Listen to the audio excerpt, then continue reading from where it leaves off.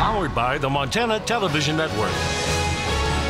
This is the Noon News from Montana's news leader. A very good Friday afternoon to everyone joining us around the state today. I'm Samantha Harrelson. The Howe Ridge fire burning on the west side of Glacier National Park held steady on Thursday, burning 3,500 acres with 0% containment. Fire managers have scheduled a meeting to discuss their strategy. That meeting will take place Saturday night at 6 p.m. at the Columbia Falls High School. Crews are continuing to protect the remaining structures along North Lake McDonald Road after several cabins and historic structures burned earlier this week. Closures remain in place for the west side of the park, including the Going to the Sun Road, which is closed from the west side all the way to Logan Pass. The fires in Glacier National Park have regional tourism promoters scrambling to explain that only a select portion of the park is closed because of the fire. As MTN's Dennis Bragg reports, they're not only offering reassurances, but asking residents to help spread the word as well. Racine Frady of Glacier Country Tourism says the dramatic pictures of Sunday night's blow-up have spread across the internet, leading some visitors to believe the entire park is ablaze. Our social feeds are full of very dramatic fire images right now, and while they're beautiful, they do cause a little bit of alarm. And while we don't want to take away from what is happening, fire is part of our story and is a natural part of our ecology, it also can create some fear and trepidation with people who are coming here for their vacation and that they've been planning either for years or for months. The problem is created whenever Going to the Sun Road is closed. In fact, this scenario is familiar. Last summer, at the same time, the Big Sprague Fire and other lightning-caused fires closed an even larger area. Frady wants tourists to know the vast majority of the park is open, including all the scenic spots east of the divide. Some people think that when the Going to the Sun Road is closed in any way, the entire road is closed, and that's just not the case. Logan Pass to St. Mary is fully open along with the entire east side of Glacier National Park. So people really want to be able to go and visit that, and it's there for them.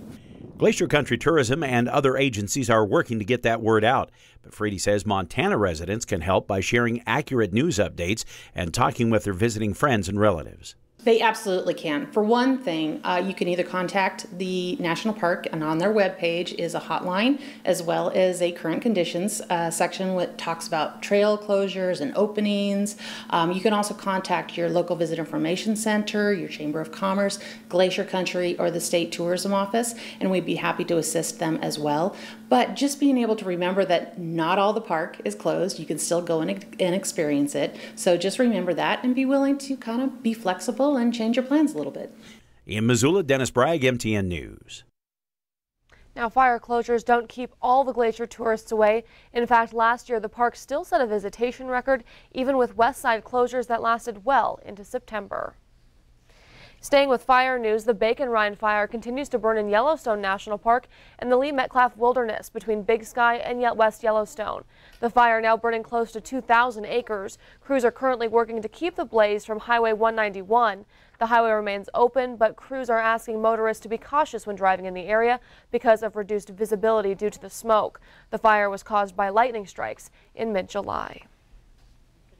And as wildfires burn across the western U.S., air quality concerns linger for many cities. While the flames get much of the attention, the smoke impacts far more people. Climate Smart Missoula has created a website they hope will serve as a hub for those looking for information on wildfires and air quality. The site provides up-to-date information on current conditions, as well as links to the newest scientific findings and tips for making your home healthy. We spoke with pulmonologist Dr. Daniel Loverty at Billings Clinic on how poor air quality can impact our communities. Poor air quality usually comes along with pollutants or particulates in the air. These things can get inside the lungs and cause irritation or inflammation, and that's what produces a lot of people's respiratory symptoms.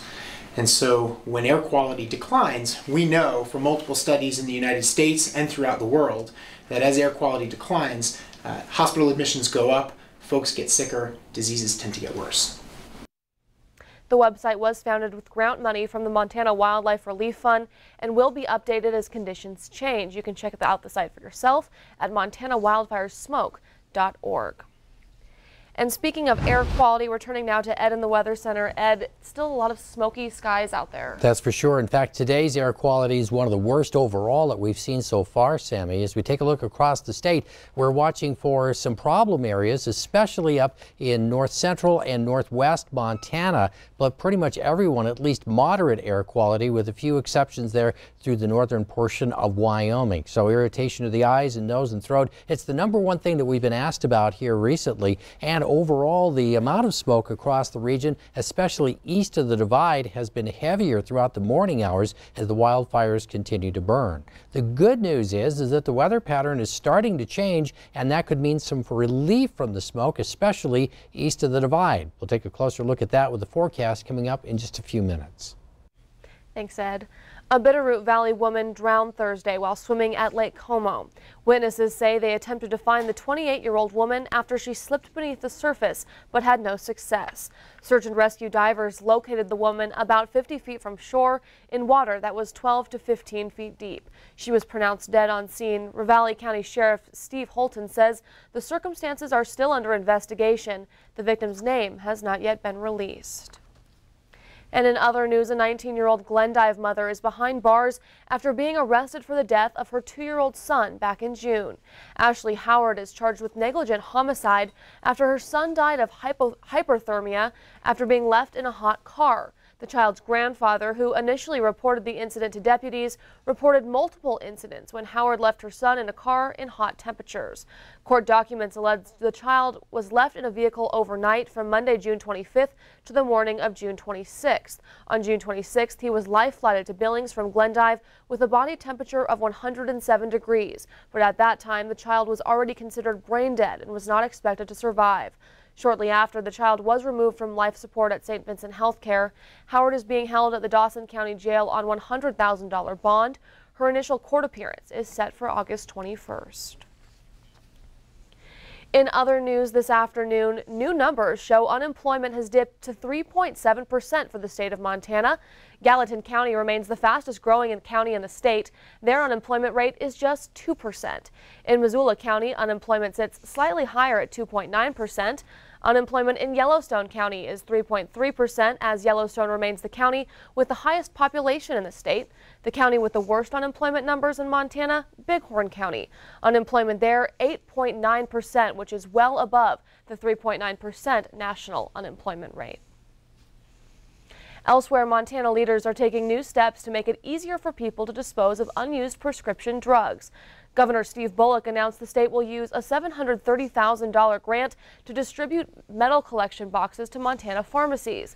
They'll provide 212 MedSafe boxes at no cost to the pharmacies. State health leaders say 1 in 7 Montana high school students have taken prescription drugs that weren't intended for them.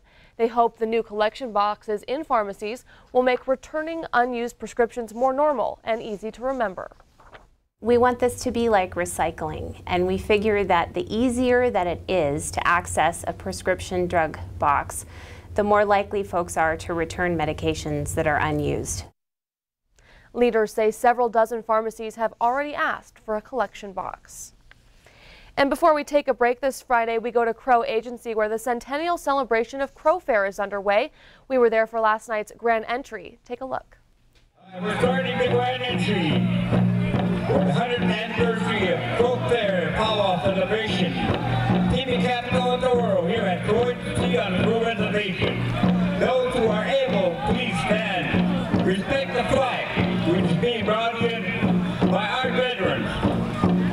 These people, these soldiers, these veterans, are the reason. The dancers, the drums, and announcer all make up the spectacular scene of the grand entry.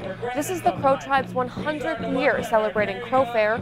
The festivities continue into the weekend with a parade today, tomorrow, and Sunday at 10 o'clock.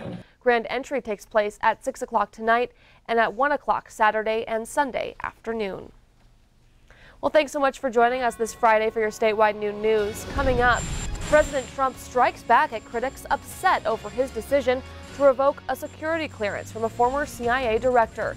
And after the break, Ed's in with a full look at your weekend forecast. We'll be right back.